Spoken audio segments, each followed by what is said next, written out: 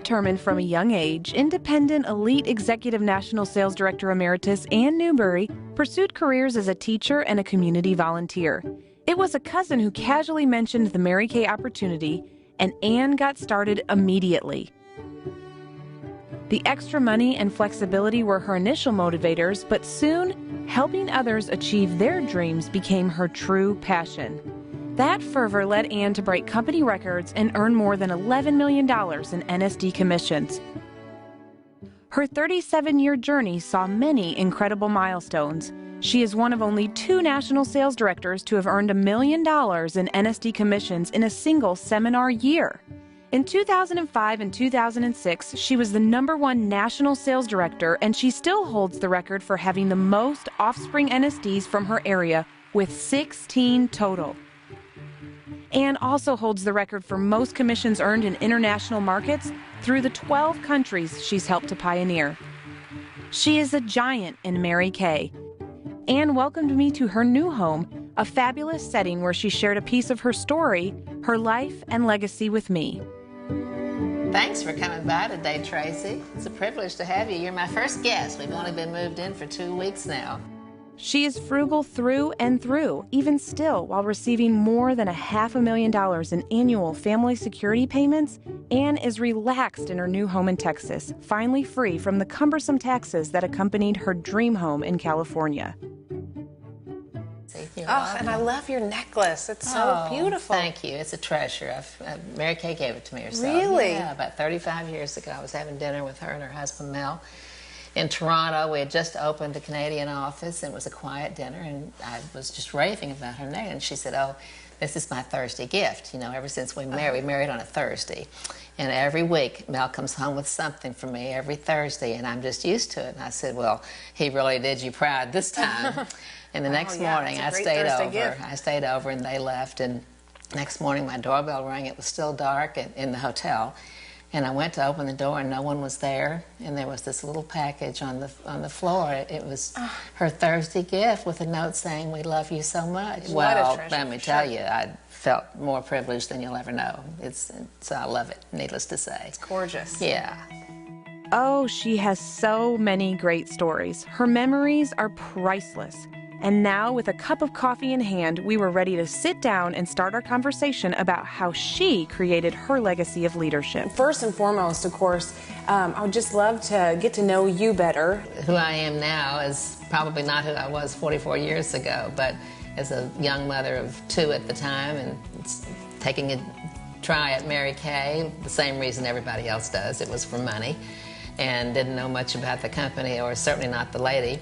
And everything else kind of became history. I give credit to a good director, a good sales director who taught me, and my senior director. So now, were you then introduced at a party to the business, or how did that happen? I was visiting my parents on vacation. I went back to Dallas to take my new baby to show them, and I was telling my cousin that I was thinking about going back to work, because I had now figured out that it costs more money to live on the East Coast than it did in Texas. And I was doing a real good job spending all my husband's money, raising money for other organizations. And my cousin said at dinner, he said, you know, for all the time you spend raising money for everybody else, Dan, you ought to do something for yourself. And I said, well, I don't know what in the world you think I could do. I mean, women were not entrepreneurial that long ago. He said, well, have you ever heard of Mary Kay Cosmetics? And I said, no, what is that? And he began telling me about his friend that he played golf with, and that his wife was doing so well in Mary Kay. That's all he could do was talk about her success. And he said, if you can raise money, you can have a career. And people didn't talk about women's careers that long ago. But I didn't sleep well that night, because I knew that we were short on money in our little household. And I was smart enough to call that girl the very next morning and said, mail me some information. She said, no, I'd like to take you to lunch. And that lunch was the changing course of my life. 24 hours later, I was a beauty consultant, never had tried the product. I said, if she's doing that well, I'm willing to try. But 3 months after I started, my husband took another job change. So we left Virginia, where I had friends, and went to Boston, where I knew no one. Right. And at this point, I was expecting our 3rd child. And It was probably the better part of a year before I picked up that showcase, and by now I had met a couple of neighbors and began talking about Mary Kay, not with any goal or commitment, but I had products in the house. Right. We have a return policy now, but we didn't have it then. So it was either going to just deteriorate there, or I was going to make some money on it. Anyway, it became the same thing proved to be true. If they tried it, they bought it. And that was my confidence builder. But I still was alone. I was alone in an area. It was just me and the showcase until my director called me one day. And she said, you know, you're sitting on a gold mine. I've been talking to Mary Kay about where you live. The company is going to explode in that direction. I think you ought to be a sales director. I didn't know what a sales director was. I knew she made good money. I could see that in the newsletter. But she volunteered to fly up and help me build the beginning of my prospective team. And I thought, if she thinks she can do this, I'm willing to let her come. Yeah. And that first trip was a turning point. I had a half a dozen ladies over for coffee, and she told her beautiful story, and 5 of them joined the next day. I thought, my goodness, how did I miss this part of the picture? And she gave them an educational orientation the next morning, and the rest was up to me. And she never came back until I debuted. What made you successful? I think what made me successful was that I wanted more for my people than I wanted for myself. I went a long way at helping them believe that I really cared about their financial success, and that I was willing to partner with them every step of the way to get everything that they wanted. I moved into their home. I coached them and counseled them. We had scheduled dates for in-between conferences, and I lived with them. I lived with every person that I wanted to climb that ladder and finish. I was always driven by a financial goal, not as much for myself, because the Mary Kay opportunity was too enormous, and it is too enormous, to just let it float and have a life of its own. You have to literally create your income, create your advances, your bonuses, it should grow. I mean, I took that all the way to 2005 one day when...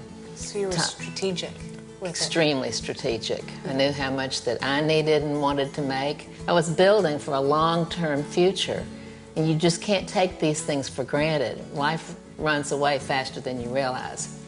And so in doing it for myself, I became good at teaching it to my offsprings, or the people who wanted to do more and have more. And I think a lot of them were very, very pleased with all that they got. Could they have had more? Absolutely.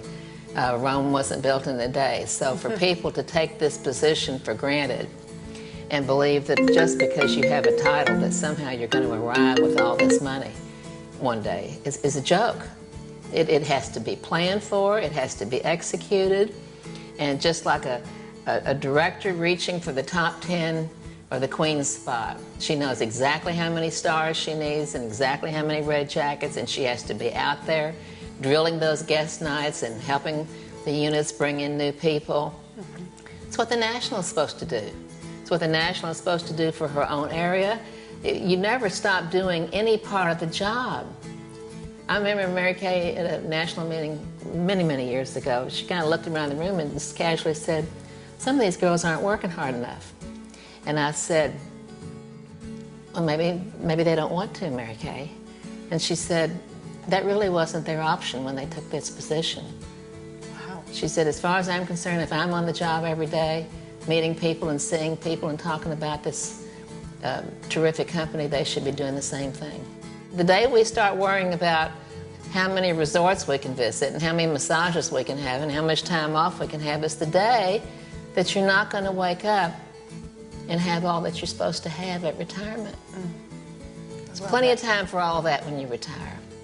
This is the people business. Mary Kay always spoke to that. It's not profit and loss, it's people and love. And if you're not out there with the people doing what they need to see you do, which is the professional interview, a professional beauty show, a professional mentoring session, anything that just catching your influence, catching your personality. It's gold. It's absolute pure gold. But you have to want to be out with the people. It does not happen through the computer. I know that we're in a modern day age. I'm the first to tell you I understand it. It's fine for the girls to say, you know, we get connected on Facebook, and that's great. But once you realize there's a spark in that person's voice, or I like the way she looks, like, I'm going to get in the car and come visit you. Would you let me come visit and get me a hotel room? And if you tell me I can stay in your daughter's room, I'll take it as a gift. But I want to get to know you better. This is how we met, but now I really want to get to know you. Now, what would you do once they debuted as a sales director to ensure that they had a stable foundation to continue developing and growing their business as a sales director? As a sales director? Well, as a national, as their national, I tried to provide environments where I was literally in some kind of physical touch with them all during the year. Okay. First of all, we had leadership, or jamboree as we used to call it, and seminar. And then I always had a fall festival built around a big hostess contest for the city and the state surrounding. And then I had a spring fling, and this would always bring all the people together to compete with holding. Lots of beauty shows. We wanted to have lots of products sold. We wanted to showcase our hostesses. And then I had directors' meetings at my office every 6 to 8 weeks. So one way or the other, they were coming to me or I was going to them throughout the year. And then we had a getaway retreat every January for just the sales directors. And then I subsequently started a red jacket retreat every January, and they would send all their red jackets basically to me and the people I had selected to educate everyone. And we would go off-site. And those programs and keeping a family spirit and the hands-on year after year, I did that absolutely without fail until the day I retired. I never stopped holding retreats. I never stopped participating in hostess contests.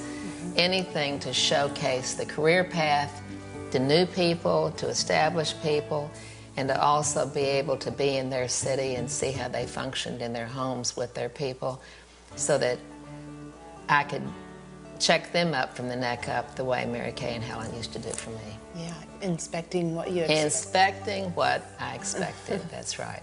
What I hear is that the building of their foundation, or helping them to build it, was really just being again in their space and telling them over and over and over and over and over again what it was.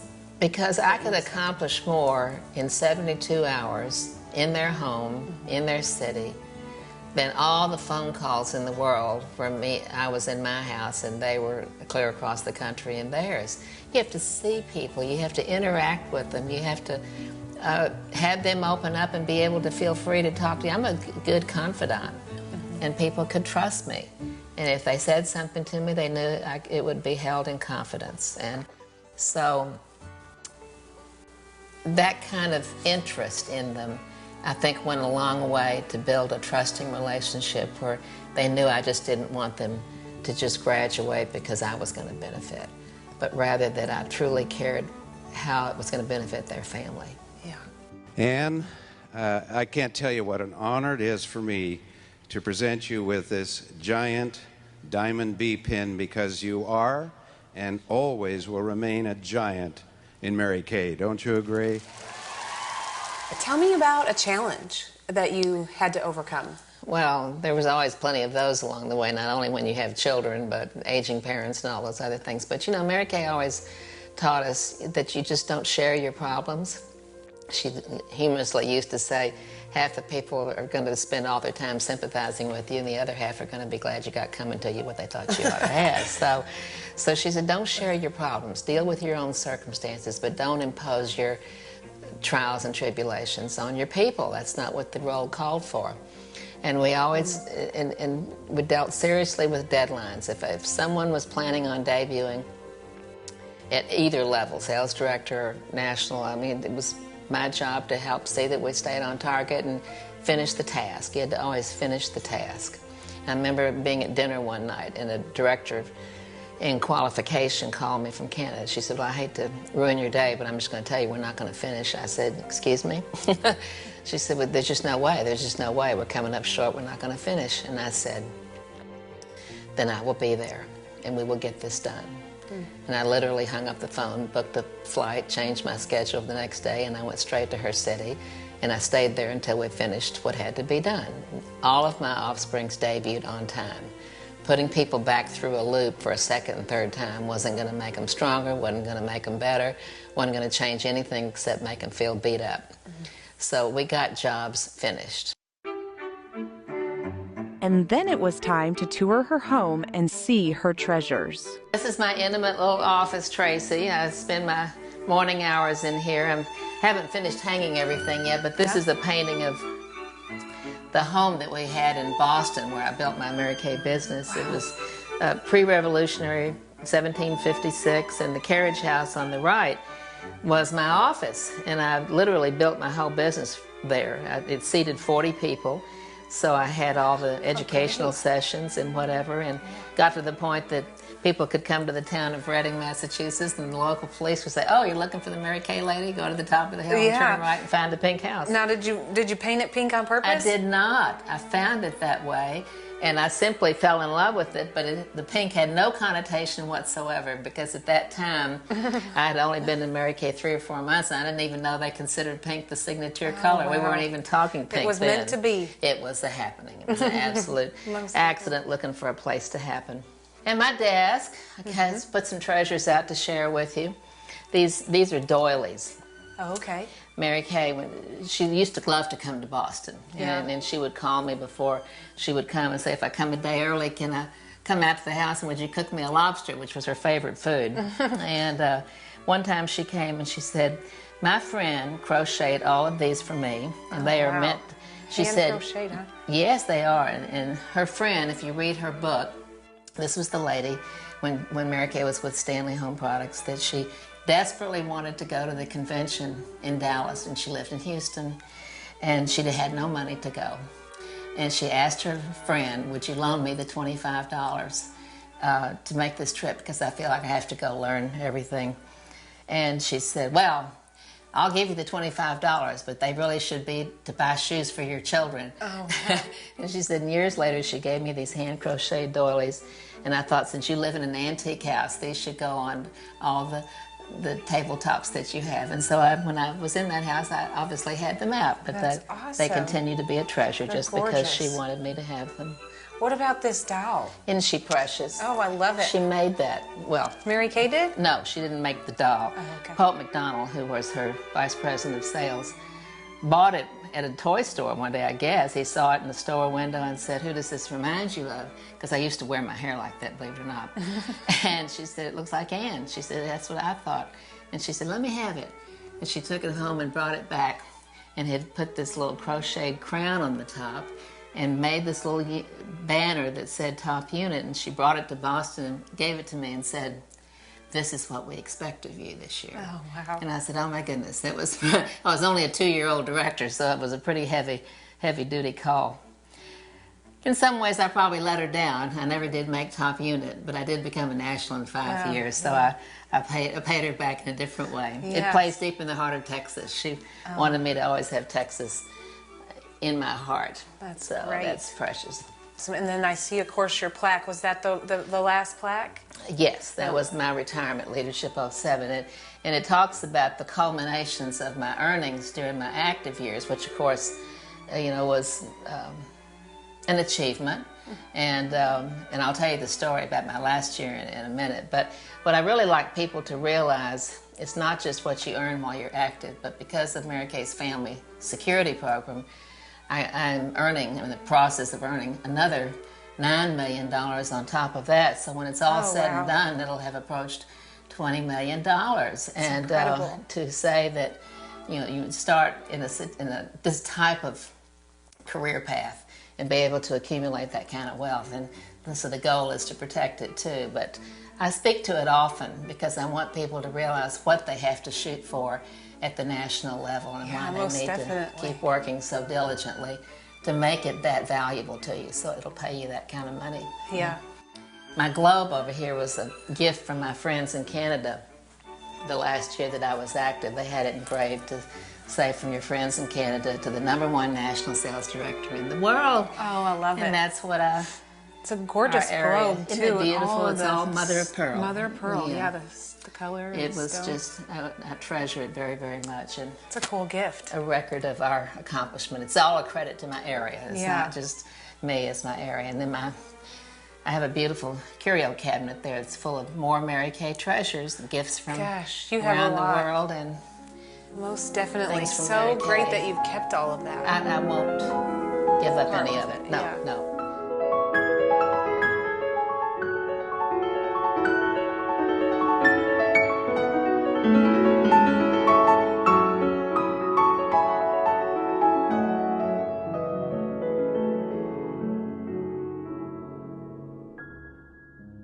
So, Anne, what was your proudest accomplishment?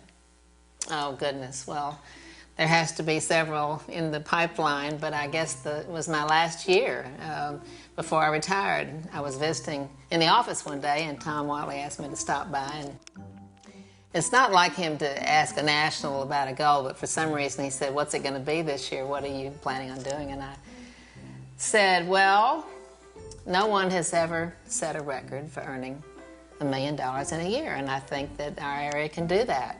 And he immediately screwed up his brows. I mean, the look on his face, I said, "You don't think we can do it?" And he said, "No, I didn't say that." He said, what did you hit this year, 850? And I said, "Yeah." He said, "That's a big leap." And I said, "Yeah, it's about 18%. Oh, wow. And he said, and he just kept nodding like, "Well, good luck," you know. So it became kind of a passion for me. I thought, well, now that I know the president, I believe we can do it. I'm going to show him, yeah. And then over the next few months, as I was traveling, different people in my area would say, what are we doing? What are we headed for this year?" And I said, "Well, I think that somebody needs to set a record, and I think we can do it." And God bless them, they really, really rallied behind it. And I was keeping tabs on it. Yeah. I didn't tell anybody else that I was. But it was quite a moment when they announced it from stage that we had, in fact, set a record and earned over $1 million in a year. And so I was flattered when Tom came back after his retirement to debut me on stage at Leadership and speak to it. Mary Kay is fun. There's no reason for it not to be, and it's the best decision in my life the day I said, yes, I'll try. Your message to all of the national sales directors that are still building their legacies of leadership, how would you wrap that up? Well, I'd have to say the first thing would be Mary Kay's mission of help enough other people get what they want out of life, and you will succeed in the process. And the key there is to really knowing how much people do want out of life and helping them to want more. The more that you want out of life, the harder you're willing to work. And along with that, being able to become a risk taker. Get out of your own backyard. We get too comfortable when we're just recycling with the same people, doing the same thing in a low. Go beyond yourself. Do more than you're called upon to do. Take challenges and risks that other people might think, oh, that's really scary. Go help Mary Kay start a country and see what kind of return that you'll get financially as well as emotionally from learning how other people live. And then beyond that, I would have to say being available for your people 24/7. I never wanted them to feel that I was inaccessible. And if they needed me on a given moment, then I was the strength in their life. Mary Kay Ash was that to us. And believe it or not, her phone was open, and any one of us could reach her. And there just simply weren't enough hours in the day. The building of the possibilities is endless. And if you take too much time off in between, you might wake up one day and come up shorter than you planned for, and there's no reason for it. You being with people, working with these people, helping them to be more than they ever thought that they could be, and helping their families get more financially than they ever dreamed that they could have, is an absolute calling. It's a way of life. It's what the Mary Kay National Sales Director was meant to do. And it's a position of honor, it's a position of respect, and it it has to be re-earned every single year by being on the job with those people. And when I stretched myself to go beyond and do more than anyone thought they could do, it gave them hope. It gave them a reason for living. It's a way of life incomparable to any other that I know that's available to women today in this country. And take advantage of it, run with it, roll with it, enjoy it, be challenged by it, but for heaven's sakes, love it and teach others to love it, and that will be the legacy of this company as long as it's in existence, as well as your own legacy.